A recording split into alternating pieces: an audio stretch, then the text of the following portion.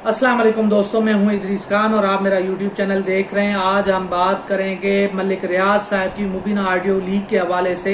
कि उनकी टाइमिंग बहुत ही इंतहाई अहम है कि इस वक्त उनकी ऑडियो को लीक क्यों किया गया। एक तरफ आज इमरान खान ने हंगामी प्रेस कॉन्फ्रेंस की और इस प्रेस कॉन्फ्रेंस के दौरान उन्होंने ऐलान किया कि जी मैं पीर वाले दिन सुप्रीम कोर्ट जा रहा हूं, और उससे पहले यानी कि उस प्रेस कॉन्फ्रेंस से चंद घंटे बाद ये ऑडियो लीक हो जाती है और सबसे पहले ये समा को जाती है। समा के बाद ये इसको जियो न्यूज उठाता है, जियो के बाद बाकी चैनल्स इसको उठाते हैं। मगर सबसे इंतहाई और मोतबर बात यह है कि ये ऑडियो इस वक्त क्यों लीक की गई, इसके मकासद क्या थे। और साफ जाहिर आता है कि इमरान खान को ब्लैकमेल करने की कोशिश की जा रही है और उनको डराने की कोशिश की जा रही है। मगर मैं आपको यहाँ पे ये भी बताता चलूं कि इमरान खान डट गए हैं और उन्होंने फैसला कर लिया है कि भाईजान अब जो कुछ हो जाए आप मेरी किरदार कुशी करें, आप मेरी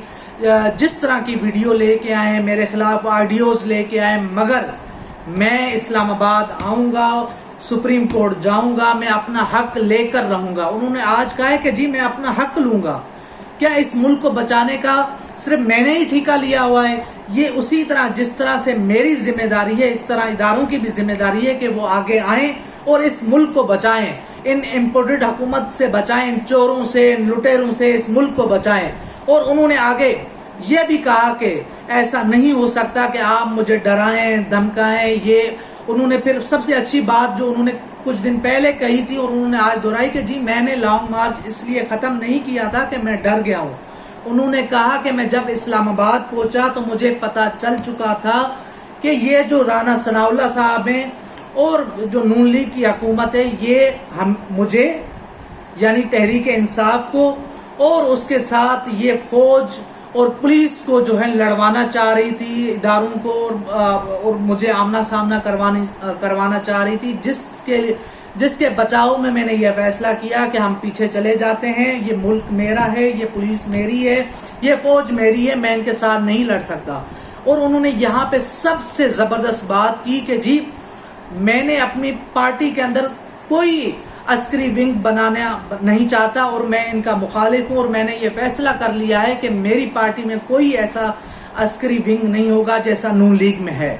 और मैं आपको यहाँ पे ये बताता चलूं कि डॉक्टर शाहिद मसूद जो बहुत बड़े अपना सहाफ़ी हैं, एनालिस्ट हैं और अपना प्रोग्राम करते हैं, उन्होंने दावा किया है और बहुत बड़ा इंकशाफ किया है कि जी इमरान खान और मलिक रियाज की दोस्ती है और मलिक रियाज साहब ने उनकी हुकूमत बनाने में बहुत अहम किरदार अदा किया। और यहाँ तक उन्होंने कहा कि जी उसके बाद अगले फैज के अंदर उन्होंने काबीना बनवाने में भी अहम किरदार अदा किया, मदद दी। और उन्होंने यहाँ पे ये भी बात की कि जब इमरान खान हुकूमत को मुश्किल पेश आई तो मलिक रियाज खुलकर सामने आए। उन्होंने बैकडोर राब्तों के जरिए इमरान खान को निकाला। और उन्होंने यहाँ पे ये भी बात की कि जी इस ऑडियो के आने के बाद इस बात का सबूत है कि पसे पर्दा मुज़ाकरात चल रहे हैं, इमरान खान और कुछ कुव्वतों के दरमियान मुज़ाकरात चल रहे हैं। और उन्होंने यहाँ पे ये भी दावा किया कि अब इन मुज़ाकरात में जो कोई भी खलल डालने की कोशिश करेगा वो नहीं रहेगा और ये मुल्क इलेक्शन की तरफ जा रहा है। अब इलेक्शन बहुत जल्दी हो जाएंगे जिसमें नून लीग की भी बचत हो जाएगी और इमरान खान का भी भरम रह जाएगा। तो अब इसके बाद डॉक्टर शाहिद मसूद साहब कहते हैं कि जी इमरान खान को जो सबसे बड़ा दुख है वो दुख ये है कि जिस तरह से उनको निकाला गया, उनकी हुकूमत को ख़त्म किया गया, उनको बहुत ज़्यादा दुख है। और इस दुख का वो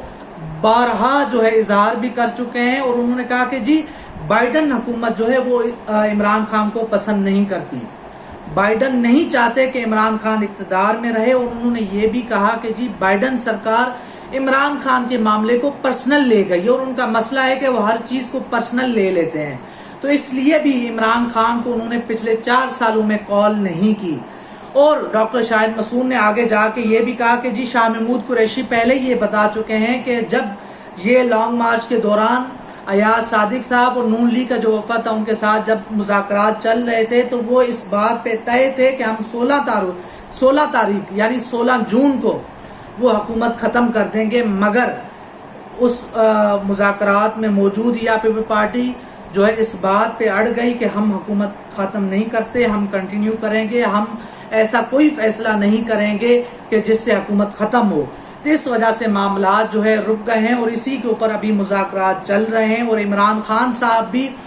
ویٹنگ میں ہیں کہ کہیں سے مثبت اشارہ ملے، اور اسی لیے وہ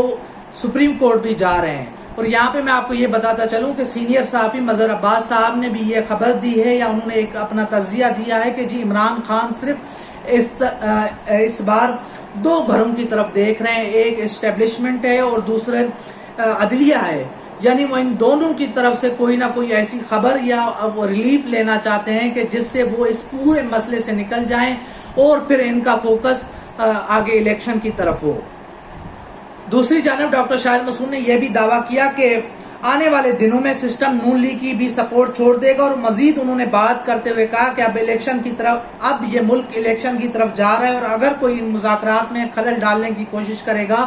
تو وہ نہیں رہے گا۔ اور یہ میسج انہوں نے مریم اورنگزیب صاحبہ کو دیا، جس طرح سے وہ بیانات دے رہی ہیں کہ جی اب الیکشن تو وقت پہ ہوں گے، عمران خان صاحب یہ سن لیں، عمران خان صاحب یہ کر لیں، مگر انہوں نے کہا کہ اب جو بھی اس میں خلل ڈالنے کی کوشش کرے گا وہ نہیں رہے گا۔ تو اب یہ آنے والے دنوں میں پتہ چلے گا کہ کیا آیا کہ واقعی یہ ملک الیکشن کی طرف جا رہا ہے، یا پھر عمران خان صاحب ایک بار پھر اسلام آباد آئیں گے اور اسلام آباد میں آ کے وہ اپنے مطالبات منواتے ہیں یا پھر نہیں منواتے۔ یہ آنے والے دنوں میں پتہ چلے گا۔ جیسے جیسی نئی صورتحال پیدا ہوتی ہے، نئی خبر آئے گی تو ہم آپ کے ساتھ ضرور شیئر کریں گے۔ تب تک کے لیے اللہ حافظ۔